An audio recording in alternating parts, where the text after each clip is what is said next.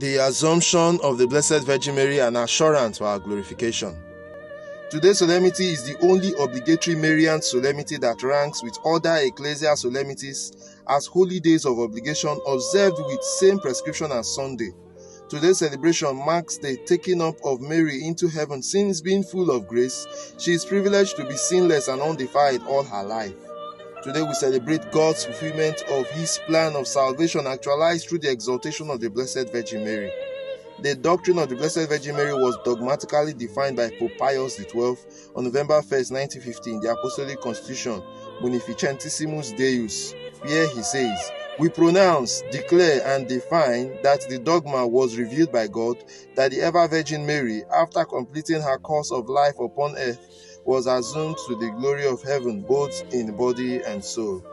The assumption means that Mary, a mere creature redeemed by her Son, was taken up into heaven by divine power. In other words, Mary is glorified in her total personhood.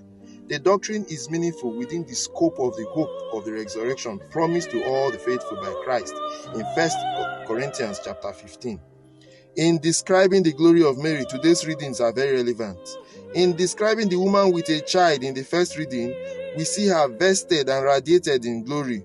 She radiates the Son, Christ, and gains authority in heaven and earth.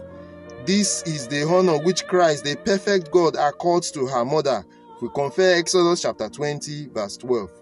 "And the child she bore shall gain dominance over all nations."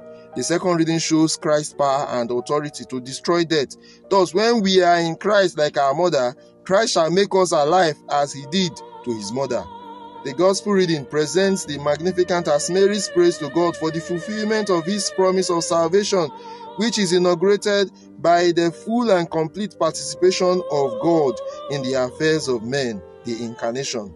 Today and always, we are called to honor, not worship, the Mother of God, because the glory she enjoys from God is an assurance of our glory, who have accepted God's promise in humility. May God bless us.